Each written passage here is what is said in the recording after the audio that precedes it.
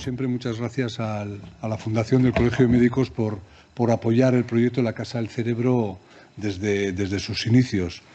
Y también gracias a Diario Vasco, porque siempre hace una tirita de publicidad de estas charlas y hace que pues pueda venir más gente. No sé, ¿se oye bien o no? A ver, ¿no? A ver, un poquito bajo. A ver, yo hablo bajo, pero ahora mejor.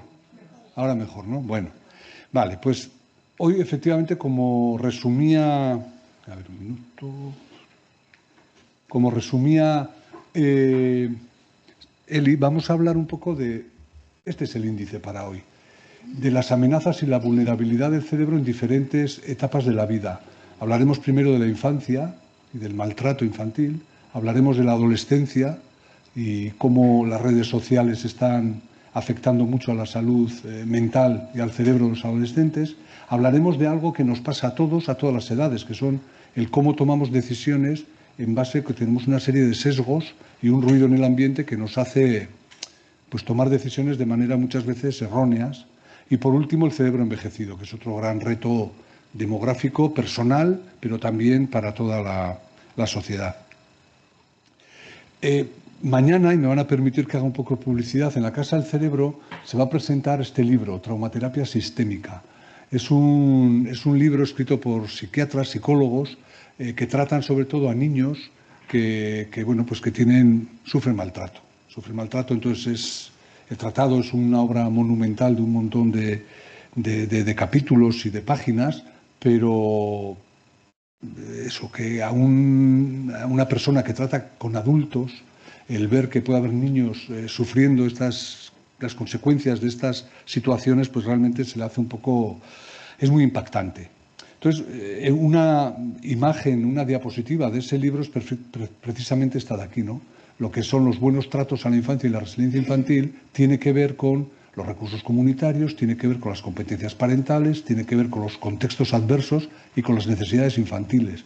Y el bienestar infantil es sinónimo de buenos tratos en la infancia. Sin unos buenos tratos en la infancia es imposible que esto ocurra. ¿Y por qué ocurre esto? Bueno, primero, porque la infancia en el ser humano es muy larga, es extremadamente larga. Ningún mamífero tiene 11 años de infancia. Los mamíferos nacen y a las pocas horas están ya casi autónomos. No casi autónomos, necesitan cierto cuidado, pero es durante muy poco tiempo.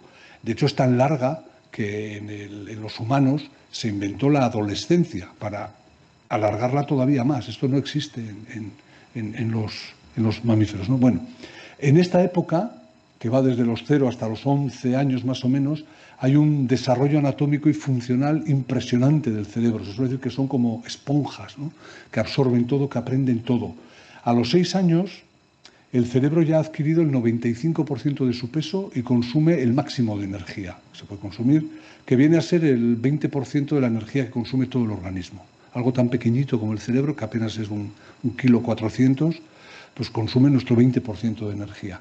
Se están creando 250.000 neuronas por minuto y 1,8 millones de conexiones por segundo. Esto es una auténtica barbaridad. Y todo eso pasa en el cerebro humano. Luego os enseñaré algunas imágenes. Y es una época de aprendizaje muy intenso, como les decía. Son esponjas, pero hay un concepto importante que ahora hablaremos, que es el de las ventanas de oportunidad. Y en esta época se sientan las bases del futuro emocional.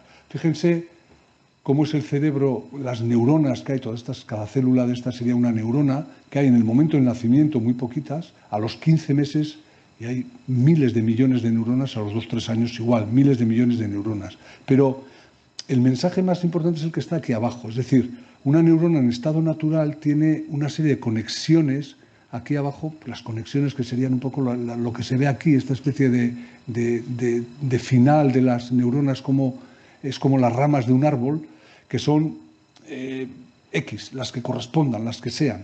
Pero una neurona que se crea en un ambiente enriquecido, una neurona que se está entrenando para determinadas cosas, multiplica esta cantidad de conexiones. Por eso es tan importante toda esta fase, por ese fenómeno de plasticidad en la que es enorme.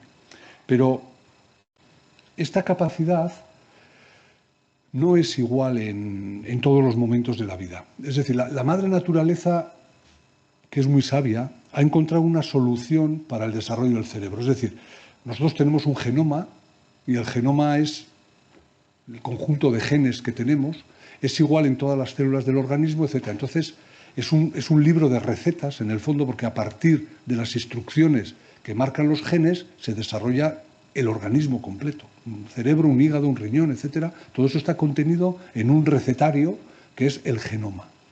¿Vale? Es un recetario que abre como pocas posibilidades. Y dices, joder, con eso un cerebro algo tan complejo. Bueno, pues lo que hace la madre naturaleza es las instrucciones que van en el genoma, da unas instrucciones incompletas. Y esas instrucciones se tienen que ir completando a medida que pasa el tiempo.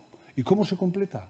Pues con el entorno, con la experiencia, con el aprendizaje, con todo lo que va sucediendo a lo largo de la vida de una persona desde que nace. Es decir, que en el desarrollo del cerebro influye las instrucciones genéticas, pero influye también el ambiente. Es que si solo influyeran las instrucciones genéticas, pues de nada valdrían ni las escuelas, ni el amor de los padres, ni nada de nada, punto. Cada uno es como es y eso sería inamovible. Pero no es así, afortunadamente, ¿no? Y además hay épocas de la vida en las que son esto lo que se llaman las ventanas de oportunidad. Hay periodos de tiempo durante los cuales la capacidad para desarrollar ciertas funciones concretas y para el aprendizaje es máxima. Es decir, el lenguaje se aprende en una franja de edades. La vista, ahora que veo al doctor Ayerdi, si a un recién nacido se le priva de la visión, y esto se sabe, esto fue premio Nobel para Thorsten y Wiesel, o sea, si a un ratón recién nacido tú le tapas, o a un gato le tapas el ojo y no le dejas que entre la luz, esa zona del cerebro se atrofia. Es decir, hace falta ese contacto y eso son las ventanas de oportunidad. Esto ocurre en determinados momentos de la vida. Y depende, como ya les avanzaba, no solo de la información genética, las instrucciones genéticas, sino también de factores exógenos. El ambiente es crítico, el ambiente es el nivel socioeconómico, la nutrición, el trato humano, la enfermedad, la escolarización, etcétera, etcétera. Es decir, nacemos con una maquinaria básica, pero esa maquinaria básica hay que completarla, ¿vale? Y esto lo sabemos muy bien en niños que han estado sometidos a una privación de estímulos. Los casos más extremos son los niños creados en algunos orfanatos, sobre todo los orfanatos rumanos. Acordaos cuando cayó el telón de acero y salieron a la luz todos aquellos orfanatos de la época de Ceausescu y demás, pues eran niños que habían vivido en una cuna absolutamente privados de todo estímulo, incluso de toda capacidad de moverse, de lenguaje, etcétera, etcétera. O los niños abandonados, como el caso de Kaspar Hauser y otros. El Kaspar Hauser además está renaciendo ahora porque hay nuevos datos de quién era exactamente, ¿no? Estos son niños o abandonados por sus padres y que los han tenido atados como perros en una chabola, privándoles absolutamente de todo, o niños que se pierden en un bosque o lo que sea y que no contactan con otros seres humanos, ¿no? Pues estos niños tienen serias deficiencias cognitivas, el lenguaje, la memoria, la lectoescritura, es decir, pueden aprender algo, pero no lo aprenden con la fluidez que lo hace cualquier niño que no está sometido a estas privaciones, ¿no? Y también alteraciones de conducta y de las emociones. Sin irnos a casos tan extremos, tenemos que tener en cuenta este dato. Estos son datos de hace 15 días, ¿no? Save the Children, Cáritas, la Plataforma Infancia, lo que nos dicen es que la pobreza infantil en España crece hasta un 30%. Es decir, hay niños en riesgo de exclusión que además la pobreza se vincula aumenta el riesgo de sufrir desapego y abandono, se asocia con violencia doméstica, adicciones en casa, mala alimentación, enfermedad, no escolarización, y además cuando van a la escuela encima tienen mayor riesgo de bullying, de acoso, etcétera, etcétera. En Euskadi la situación no es del 30%, pero estos son datos del 18, sí, 16, 17, bueno, vamos, aproximadamente estamos hablando del 15%, entre el 10 y el 16, ¿no? Y esto sí se puede intentar remediar, por lo menos. Esto se puede intentar remediar porque es una manera de terminar con la desigualdad, que al final es uno de los mayores problemas que tienen las sociedades desarrolladas al día de hoy, ¿no? Y el otro punto es el jugar. El juego es absolutamente necesario para el desarrollo cerebral. El juego es una cosa muy seria, muy, muy, muy seria. Y lo que ocurre es que ahora los niños, en lugar de educarse y de convivir a través del juego, pues se está sustituyendo el juego por pantallas. Y cada vez se consumen más horas de pantallas, etcétera, etcétera. Y si el niño molesta, le pones una pantalla, y si no, se pone una pantalla. Claro, el tener una pantalla hace que esta imagen que antes intentaba mostrarles de lo que es una neurona empobrecida, que ha crecido y se ha desarrollado en un ambiente pobre en estímulos, y fijaros en lo que es una neurona enriquecida, una neurona que se ha desarrollado en un ambiente con muchos estímulos, estímulos de todo tipo. Entonces el juego es absolutamente vital y el juego esperemos que no termine de perderse. Con ciertas edades es muy controlado, pero a partir de una determinada edad empieza a ser más complicado porque desafortunadamente se llega a la adolescencia y aquí, como vemos a estas 4 chicas charlando y hablando, pues ahora es más habitual verles a cada una con su móvil, cada una en su lado, sin cruzarse palabra una con otra. La adolescencia es un periodo que también hay una gran vulnerabilidad. Yo diría que el ejemplo máximo de la vulnerabilidad es el cerebro del niño, el que acabamos de ver, el cerebro en desarrollo desde que nace, ¿no? Pero luego esta época también es de una gran vulnerabilidad. Y es de una gran vulnerabilidad por una cosa. Porque en el cerebro está ocurriendo un fenómeno curioso. Es decir, se llega a esta época con un exceso de neuronas. Hay demasiadas neuronas en el cerebro y se da un proceso de poda neuronal. Hay neuronas que se eliminan y otras que se mantienen.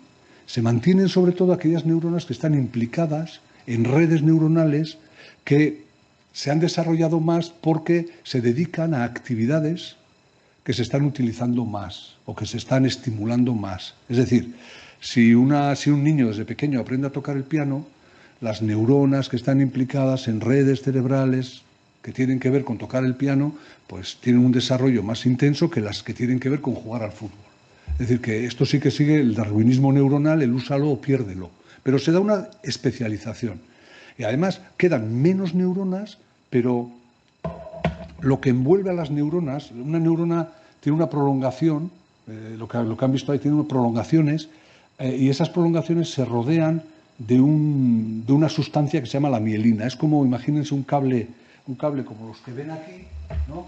Por dentro va el cobre y por fuera está el plástico. Pues la mielina sería ese plástico, pero es por donde se transmite el estímulo nervioso y la información nerviosa. Y cuanto más grueso es eso, a más velocidad se transmite. Y esto ocurre durante la adolescencia. Se procesa más información y más rápido. Por eso el adolescente aprende muy rápido, aprende con una gran facilidad. Pero hay un problema, y es que esto no ocurre a la misma velocidad en todas las partes del cerebro. Así como las partes emocionales, las partes que se dedican al control de las emociones, que es el circuito límbico, las partes más profundas del cerebro, se ha desarrollado ya y está funcionando con absoluta normalidad, incluso por encima de lo habitual, por las hormonas, digámoslo de alguna manera, ¿no?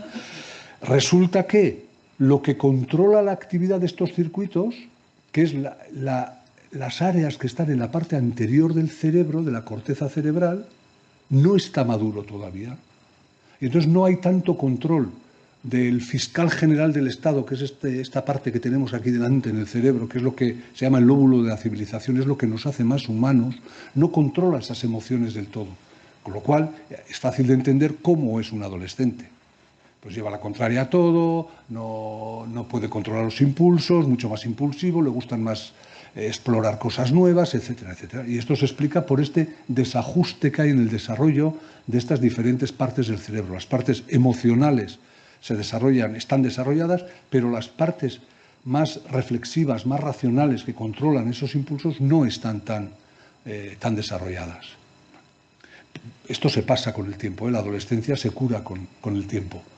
Pero el cerebro en la juventud y la adolescencia no es un cerebro ni raro, ni patológico, ni nada. Es un cerebro absolutamente normal, lo que pasa que con esas características, con una gran capacidad de adaptarse a entornos cambiantes, con una gran capacidad de aprender, de ser creativos, de socializar, pero muy vulnerables a conductas de riesgo y a trastornos mentales.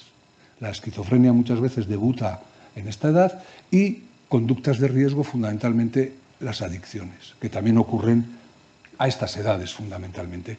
Y entre las adicciones, una que llama mucho la atención y que preocupa mucho ahora mismo es la adicción a las pantallas, a las redes sociales. Porque es la adicción sin, o sea, es Las pantallas son un enemigo terrorífico. ¿Por qué? Porque uno puede recurrir a ellas sin barreras. Yo cojo mi móvil y nadie me dice nada, o cojo mi tablet y nadie me dice nada. En cualquier sitio, no tengo límites, no hay una sustancia de por medio que tenga que bajar al bar a beber o a la tienda a comprar tabaco o a buscar al camello a que me dé no sé qué droga. No hay sustancia, no necesita la presencia de nada, sin dificultades de acceso, no da síntomas externos, es decir, aparentemente no le deja a uno ni más, no sé, con temblores o con cosas de este tipo, no hay nada de nada, pero con las mismas repercusiones personales, familiares y sociales que puede tener cualquier adicción. Cualquier adicción. Y este es un tema muy serio porque además la pantalla es el vehículo para otras adicciones, la ludopatía o el porno, y para conductas deplorables de acoso, de machismo, de fascismo, populismo, etc. Las redes sociales la canalizan toda la comida basura de la información. Esto es así, hay que tener pues mucho cuidado. Yo no sé cómo se puede controlar esto, ahora veremos alguna manera, y es una causa importante de soledad en jóvenes y de consecuencias en la salud mental, en especial depresión y suicidio. Hay un trabajo muy bonito de Jonathan Haidt, de un libro que se llama La transformación de la mente moderna, que ellos estudiaron, se dieron cuenta de una cosa, y es que aquellos nacidos entre 1993 y 95 en Estados Unidos, aquí igual llegó un poquito más tarde, es decir, que tenían entre 12 y 14 años cuando llegó el iPhone, porque el iPhone es lo que te abre Internet de una manera brutal, el acceso ilimitado a las redes sociales, estos eran los que caían fundamentalmente en temas de adicción y en todas las consecuencias negativas de la desinformación o de enfermedades nuevas como el FOMO, el FOBO, el miedo a que me excluyan, el miedo a tal. Porque las redes sociales se utilizan mal y en lugar de utilizarse como vehículo para comunicarse más fácil, se utilizan para compararse, sobre todo en estas edades. Se utilizan para compararte y esto es letal en la época de la adolescencia.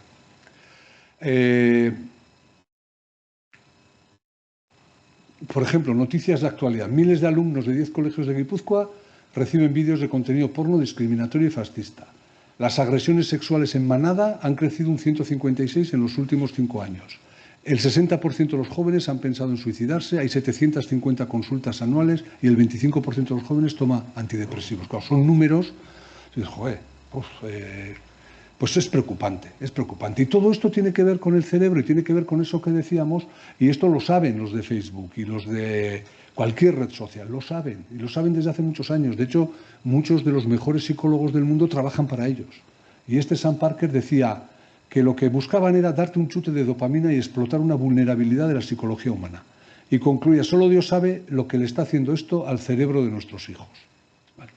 Pues eso es lo que hay, es una adicción como cualquiera de las otras. Hace, 10 días, Enrique Echeburúa, que es catedrático de psicología de aquí ya jubilado y una de las personas que más sabe de estos asuntos, escribía en El País un artículo muy, muy, muy interesante sobre las señales de alarma que muestran la sobreexposición a las pantallas. Pero hablaba de eso, de la adicción de que joder, no llama la atención. No llama la atención y, sin embargo, pues cuando te das cuenta ya está más atrapado que atrapado, ¿no? Y ojo que no la esté utilizando pues para jugar o para ver porno extremo o para ver discursos de odio o para lo que sea, ¿no? Y de hecho hay un síndrome nuevo desde el año 17 que se llama el síndrome de la podredumbre cerebral. Esto fue palabra además, un concepto tópico o trending tópico, como se llame, para Oxford, en Inglaterra, ¿no? Y es la consecuencia de la desinformación, todo esto, esta consecuencia negativa que la desinformación, la posverdad, por el uso compulsivo de redes tiene sobre el cerebro, ¿no? Pues te da problemas ejecutivos, te hace tomar malas decisiones, estás totalmente influido porque distorsionan la realidad, te polarizan, etcétera, y también problemas emocionales, muchos de ellos, ¿no? Adicción, impulsividad, depresión, soledad, etcétera. Esto es la podredumbre cerebral. ¿Qué se puede hacer? Bueno, pues de entrada llamar la atención. Lancet, en un editorial hace poco, hablando de los influencers unhealthy, o sea, poco sanos, al contrario, dañinos para la salud, ¿no? Hablando de los medios, de las redes sociales y la salud mental de los niños. Regular el uso de móviles, prohibir el uso de móviles en la escuela. Pues yo creo que estas cosas ya se están haciendo poco a poco y se van tomando medidas en esta dirección, pero ha costado, ¿eh? Ha costado.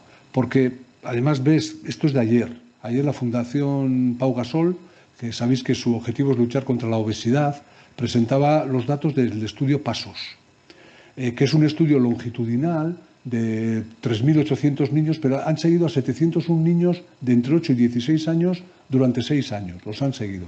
Y han visto que han aumentado las tasas de obesidad, de sedentarismo, de mala alimentación, de uso de pantallas y de malestar emocional. Es decir, que según este estudio vamos a peor. Vamos a peor y esto hay que atajarlo y cortarlo cuanto antes. También de hace 15 días este editorial de Lancet, muy preocupada por la adolescencia y el futuro de la adolescencia, por todos estos problemas que ve que pueden afectar al desarrollo de la adolescencia, el cambio climático, la obesidad, enfermedades de transmisión sexual, la salud mental, la desigualdad, las adicciones, pantallas. Habla de todas estas cosas y al final termina diciendo una cosa, que la adolescencia es, a pesar de todo, un tiempo de las ideas, de la reimaginación, de la revolución y de la creación de nuevas aproximaciones. O sea, algo que es absolutamente necesario para tener un futuro mejor y para la supervivencia de nuestro planeta. Es decir, evidentemente son nuestro futuro. Son nuestro futuro y el futuro está en sus manos. Saltamos al siguiente tema. Esto nos afecta a todos. El cómo tomamos las decisiones. Las redes sociales tienen algo que ver en todo esto, porque la podredumbre cerebral se puede dar a cualquier edad, no es una cosa exclusiva de estos. Bueno, estos dos señores, Daniel Kahneman fue premio Nobel de Economía por sus estudios sobre la toma de decisiones, o sea, el cómo tomamos las decisiones y cómo todo eso influye al final en la economía y cómo las emociones impactan con la economía. Y hacía sus estudios con un psicólogo israelí, Amos Tversky, y los dos hacían trabajos y lo que hacían era intentar demostrar cosas que sabían que ocurrían. Y hacían un montón de experimentos en la calle. Tienen un libro precioso que se llama Pensar rápido, pensar despacio, que ayuda a entender muchas veces cómo tomamos las decisiones, ¿no? Pues tomamos las decisiones, la verdad es que manejamos muy mal las probabilidades. Eso cuando te dicen, tienes un 7% de posibilidades de que ocurra esto, o un 26%, un tal, esto nos cuesta manejarlo bien, que hay dos sistemas cerebrales que participan en la toma de decisiones, lo veremos ahora, y que las decisiones están marcadas por atajos que se llaman heurísticas, sesgos, falacias y ruido. Y al final esto es lo que condiciona la toma de las decisiones. Los dos sistemas son un sistema emocional, que es el que más utilizamos habitualmente, o sea, al día tomamos miles de decisiones y la inmensísima mayoría, el 99%, siguen esta vía. Ni las pensamos. ¿Cuántas veces coges el coche, lo que sea, y digo, ostras, he venido a casa y no me acuerdo por dónde he pasado, porque ha sido con el piloto automático, como suele decir. Esta es la vía súper rápida, con atajos, esto consume muy poca energía. Y hay la otra vía, la del sistema cognitivo, que es más lenta, más reflexiva, consume mucha más energía y la utilizamos solo para cosas muy concretas, algo en lo que tienes que pensar antes de, bueno, a ver, voy a hacer esto, voy a hacer lo otro, mejor si hago tal, mejor si hago cual. Eso es cansa mucho, cansa mucho. Por eso la mayoría las tomamos así y afortunadamente está muy bien que tengamos estos dos sistemas, pero tenemos que procurar que estén en equilibrio para utilizarlos bien. Y muchas veces no están en equilibrio porque la mayoría de las decisiones que tomamos son viscerales y algunas llegan a la parte reflexiva, racional del cerebro y son muy irracionales. Por ejemplo, este caso de aquí, en el libro se cuentan muchos casos. Este caso, Tom W. posee una inteligencia superior, aunque carece de creatividad. Tiene necesidad de orden y claridad. Su redacción es insulsa y mecánica, ocasionalmente animada por toques de ciencia ficción. Es competitivo. Tiene poco interés por los demás y no disfruta en el trato por otros. Centrado en sí mismo, posee un profundo sentido moral. ¿Cuál es la profesión más probable de Tom? Te pregunta. Entonces, pues hay estas posibilidades: informática, ingeniero, administración de empresas, ciencias físicas biológicas, bioeconomía, derecho, medicina, humanidades, ciencias sociales y asistencia social. ¿Cuál dirían que es la profesión más probable de Tom? Pues muchísima gente se va a la parte de arriba, ¿no? Que es a lo que te lleva a pensar esto de aquí. Pero claro, falta un dato que es muy importante. La profesión más frecuente en Estados Unidos, que es donde está pensado esto de aquí, es la de humanidades y educación. Luego, lo más probable es que Tom esté encuadrado aquí. ¿Por qué? Porque es más probable que esto ocurra. Es decir, si decimos que el 80% el 80% de la gente que trabaja está englobado en estos grupos, tú dices, joder, es más probable que Tom esté en el 20%. Pues no, lo más probable es que esté en el 80%, pero todo eso nos lleva. Otro caso. Linda tiene 31 años, es soltera, franca y muy brillante. Se especializó en filosofía. De estudiante le preocupaban mucho los asuntos de discriminación y justicia social. Participó en manifestaciones antinucleares. ¿Qué es más probable? ¿Que Linda sea cajera de un banco o que sea cajera de un banco y activista del movimiento feminista? Sí, pero el problema es que la segunda está englobada en la primera. Es decir, claro, luego es más probable que sea cajera de banco. Punto. Sin más. Luego, si además es activista, mejor. Lo que pasa es que esto nos lleva a pensar, por lo que se llama el sesgo de representatividad, nos fijamos en que, joder, participó en manifestaciones, justicia social, le preocupa esto, es activista. Pues es más probable que sea solo. A ver, ¿qué es más probable? ¿Que yo sea médico o que sea médico neurólogo? Pues es más probable que sea médico, ¿no? Lo otro es ya una especialización. Pues aquí igual, aquí lo mismo, ¿no? Bueno, estos son los sesgos, algunos de los que hay. La representatividad, que es la base de los prejuicios al final, ¿eh? En el caso de Tom, nos lleva a tener el prejuicio de que como es frío, inteligente, no le interesa hablar con la gente, no sé qué, no sé cuál, tiene que tener una profesión de estar ahí encima todo el santo día mirando papeles. Pues no. Está el sesgo de disponibilidad, que es lo que te viene a la mente inmediatamente. Por ejemplo, ¿qué ejemplo podríamos poner aquí? Esto es lo que se llaman las intuiciones. Si uno ve pasar a alguien, vamos a poner a una mujer embarazada, y cuando estás con otra persona, dice, oye, te toca una noticia con otra chica, te toca una noticia, estás embarazada. Y es porque lo primero que te ha venido a la cabeza es porque acabas de ver a una persona embarazada, ¿no? Y no tiene nada que ver, igual vete a saber lo que es, pero es un sesgo. El anclaje, esto está muy bien para discutir el precio de las cosas. O sea, cuando se va a comprar, por ejemplo, un piso, ¿cuánto? Si te dicen ya 350.000, ya ese número está ahí clavado. Está ahí clavado. A lo mejor son 300.000, pero te he dicho 350.000, entonces si luego bajas a 340 y dices, joder, qué bien, he bajado 10.000, ya, te han soplado 40.000. Porque el anclaje te hace ya partir de ese precio y empezar a verlo con los ojos de ese precio. El sesgo de confirmación, este es muy peligroso, porque esto es algo que yo creo que todos hacemos. Nos gusta más leer y oír aquello que apoya tus ideas, tu manera de pensar y demás, pero aquí es por donde te cuelan un montón de bulos, de desinformación, de problemas, etc. Hay que tener espíritu crítico y esto de aquí se carga el espíritu crítico muchas veces. El sesgo de autoridad, lo dice fulanito o está publicado en tal periódico, entonces debe ser verdad. Bueno, o no, vete a saber, ¿no? Hay que tener espíritu crítico. El optimismo, este es un sesgo que mucha gente tiene, muchos nos creemos mejor de lo que somos, y cuando empezamos un negocio a nosotros nos va bien. O cuando empiezas un matrimonio. Es decir, te dicen, mira, la tasa de divorcios es aproximadamente el 70%. Ya, pero a mí no me va a pasar. Estás en el 30%, o sea, yo voy a estar en el 30%. No, pues es más probable que estés en el 70%. Las rachas, cuando te dicen muchas veces, está en racha el futbolista este porque mete muchos. Las rachas no existen. Las rachas es que no existen. O sea, esto está súper demostrado y súper estudiado. O sea, uno de ellos dos, el Tversky, se pasó yendo a ver partidos de los Philadelphia 76ers, pero vamos, toda una temporada para ver si las rachas existían o no existían. No existe. Pasa que cuando se dice que alguien está, un baloncestista, está en racha o está, venga a meter de tres, coño, está tirando mucho más de lo que debería tirar. Y muchas veces las rachas no es un buen consejero. Y el más importante, que es la aversión a la pérdida. A todos nos da miedo, sobre todo, perder. Entonces, a la hora de hacer una inversión, a la hora de comprar algo, siempre se va a perder. Bueno, estos son una serie de sesgos. Y los sesgos los tenemos cada uno aquí. Pero luego, además de estos sesgos, hay una cosa que es el ruido, que es ya el ambiente, lo que hay en el ambiente, ¿no?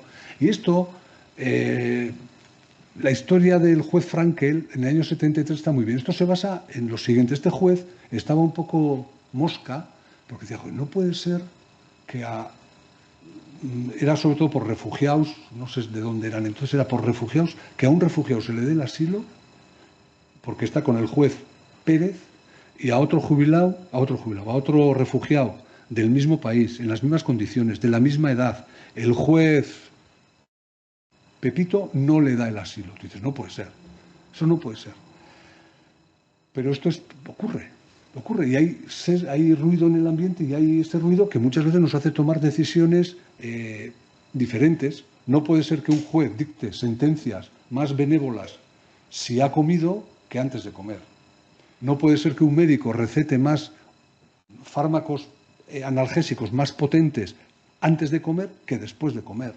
Es decir, todo eso influye en las decisiones que se toman y todo eso es el ruido. El juez Frankel intentó que se, de alguna manera, digitalizar y automatizar la toma de decisiones en la justicia, pero es absolutamente imposible. Yo entiendo además que sea imposible, porque todos los casos tienen sus eximentes o sus agravantes y todo esto, cómo se valora, etcétera, etcétera. Bueno, es muy complicado todo este tema, ¿no? Pero bueno, que sepan que ese ruido también nos influye mucho a la hora de tomar decisiones, a la hora de seleccionar personal, por no hablar ya de los prejuicios clarísimos que a veces puede haber. Pero los prejuicios es algo más nuestro, no es tanto del ruido, sino es algo más, sería más un sesgo más que un ruido.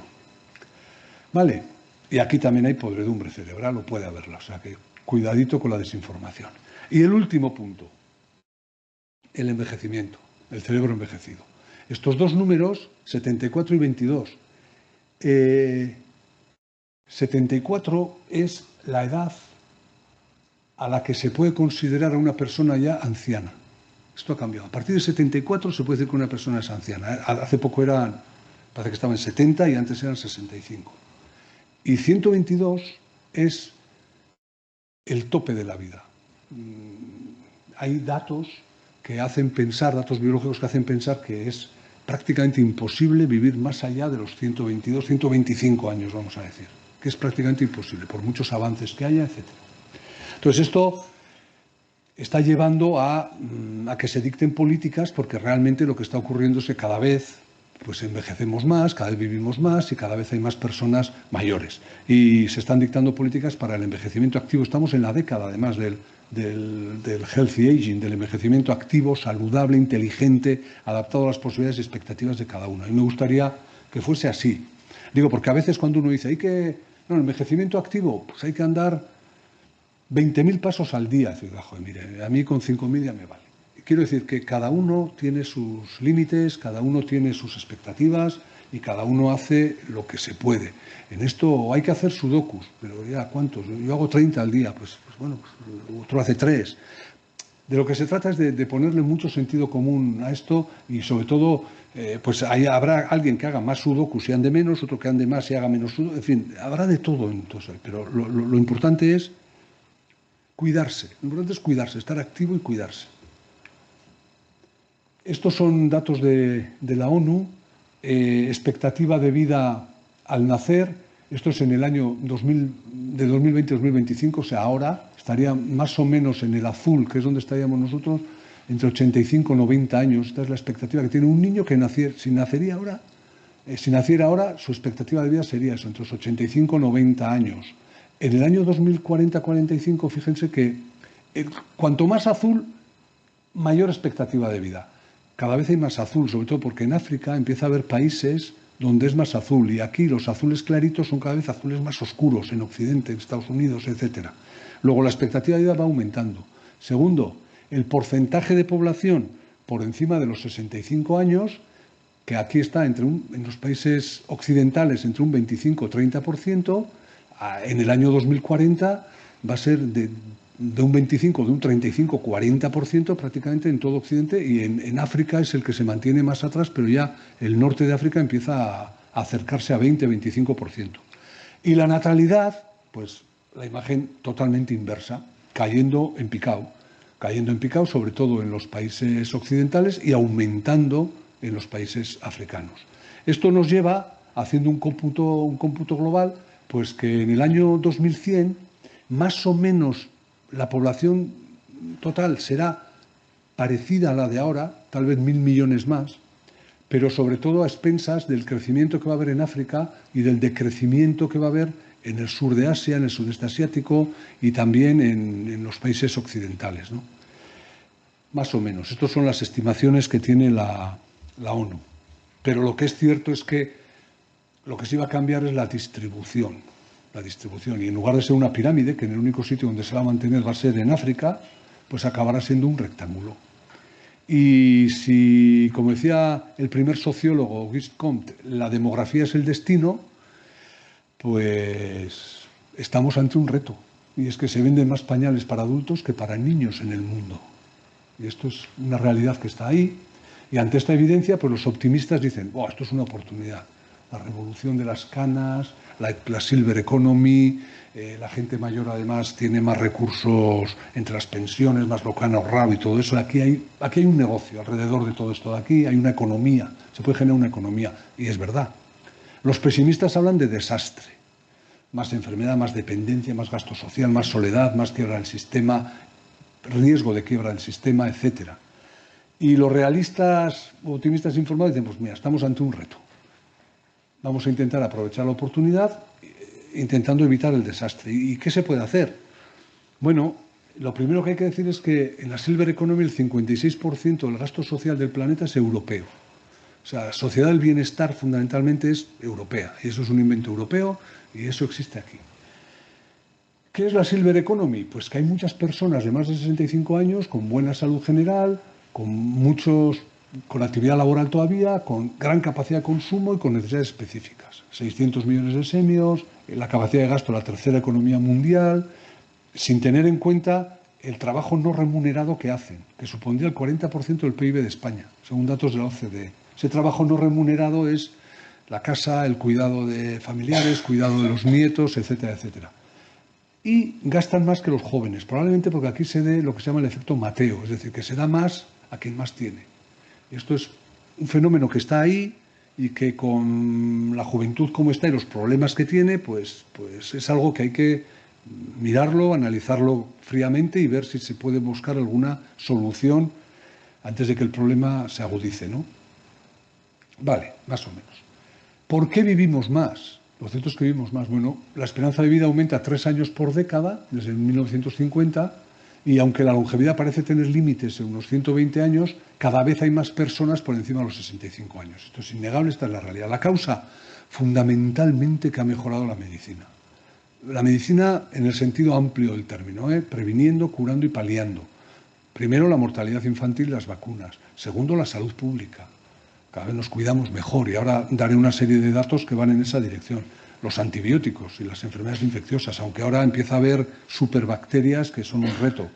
Las terapias de mantenimiento para dolencias crónicas. Antes hablaba con él y el tratamiento del Parkinson o del Alzheimer o lo que sea no tiene nada que ver hoy con hace pocos años.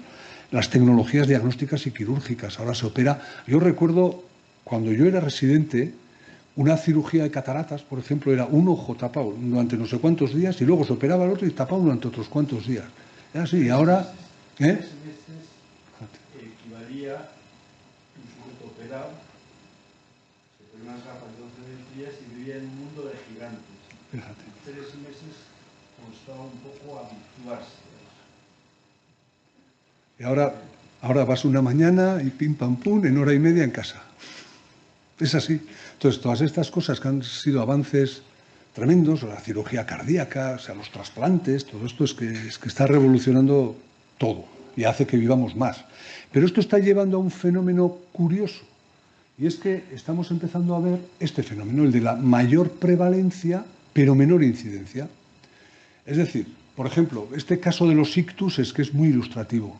Fijaros, la tasa de ictus en 1995, la tasa era mucho mayor que la que es en 2015. Mucho mayor, es decir, ahora hay un menor número de ictus de los que cabría esperar. Lo que pasa que como somos más mayores, parece que hay más ictus. Si tú coges numéricamente hay más ictus. Pasa lo mismo con el Alzheimer, que ahora pondremos la imagen, pasa lo mismo con el Alzheimer. La incidencia del Alzheimer está cayendo en un 20%.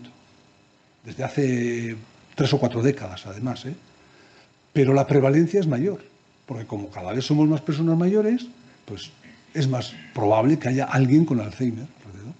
Y esto se debe, esta caída, pues se debe a lo que decíamos de la salud pública. Hay mejor educación, estilo de vida más saludable, controlamos mejor los factores de riesgo vasculares y también, mira, aquí las redes sociales y las nuevas tecnologías nos viene muy bien. Nos viene muy bien porque es estimulante cognitivamente, ¿no? Y además el estilo de vida puede doblegar la influencia genética. Es decir, que este es un fenómeno que está sucediendo. Es decir, hay menor incidencia porque nos cuidamos mejor, porque hacemos las cosas mejor, pero mayor número total de casos, porque hay más población que puede tener esto. Y lo que sí es verdad es que en las próximas décadas pues nos moriremos muchos. Es que de cajón, es así. Como somos muchos, pues antes no se llegaba. Charles Aznavour lo decía muy bien, la otra opción es peor cuando se cumplían años, ¿no? Y el cerebro, ¿qué le pasa al cerebro? Pues el cerebro también envejece. Envejece aproximadamente, la atrofia es de un 3-5%, pero no se pierden tantas neuronas, no se pierden muchas neuronas. Sobre todo lo que se pierden son conexiones. Son conexiones y por eso es importante mantener las conexiones. ¿Y cómo se mantienen las conexiones? Ahora les voy a explicar. Además, no envejecen por igual todas las partes del cerebro. Envejecen más la corteza prefrontal, que nos ayuda a tomar decisiones, a la memoria, a pensar, el lenguaje, etc. La corteza temporal, que tiene que ver con la memoria, y el cerebelo, que tiene que ver con el equilibrio. Es decir, ¿cuáles son los síntomas más típicos del envejecimiento? Pues se me olvidan del envejecimiento sano, digo, sin una patología. Se me olvidan algunas cosas, el andar, pues me veo más inestable, más inseguro para andar y me cuesta más, no estoy tan ágil como estaba antes. Pero ese es el envejecimiento normal. Ese es el envejecimiento normal. Y las arterias se hacen más rígidas también. Entonces, estas serían un poco las claves para entender el envejecimiento. Pero el cerebro mantiene dos capacidades. Una, la neurogénesis, la capacidad de producir nuevas neuronas, no muchas, pero 1000 y pico neuronas cada día sí que produce, y van además a las zonas que tienen que ver con la memoria, con el recuerdo, y luego mantiene también la plasticidad.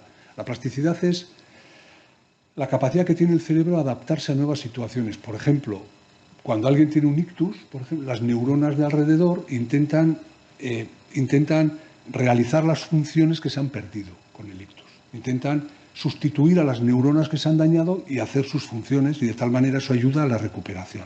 Eso es la plasticidad, y eso no se pierde nunca. No se pierde nunca a lo largo de la vida. Y es algo que hay que explotar, estas dos capacidades. El estilo de vida que les decía antes. El comité o la comisión del Lancet para el estudio de la demencia periódicamente va sacando un análisis de qué factores de riesgo del estilo de vida pueden aumentar el riesgo de demencia o disminuirlo, ¿no? Entonces, el mensaje de este report, que es del año pasado, decía que podría evitarse el 45% de los casos de demencia con medidas de salud pública y estilo de vida. 45%, es una barbaridad. Y hay 14 factores de riesgo modificables, 14.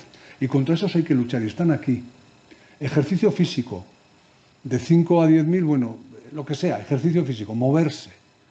Actividad intelectual y social, aprender cosas nuevas, relacionarse, interesarse por cosas nuevas, aprender algo nuevo, viajar, internet, jugar a las cartas, el baile, tratar la depresión, corregir defectos de audición y visión, porque eso aísla, pues hay que intentar corregirlo, controlar el riesgo cardiovascular, diabetes, colesterol, hipertensión, obesidad, evitar tóxicos, drogas, fármacos, el ambiente, la polución, los nanoclásticos, hay poco podemos hacer, pero ahí está, los golpes en la cabeza. Y yo añado dos, tener un sueño reparador y seguir una dieta mediterránea, porque estos dos no salen con el 100% de seguridad, no son totalmente concluyentes, pero hay muchos datos que apuntan a que ayudan. Y sobre todo mantener la curiosidad y el optimismo. Este señor decía que, aquí viene el letrero, se busca trabajo. Soy un ciudadano senior de 89 años que busca empleo en la zona de Paignton, 20 horas a la semana. Todavía capaz de limpiar, de hacer jardinería suave y no sé qué es, y cualquier cosa. decía, tengo referencias, soy un soldado antiguo, he servido en las Fuerzas Aéreas, y luego decía, sálvenme de morir de aburrimiento.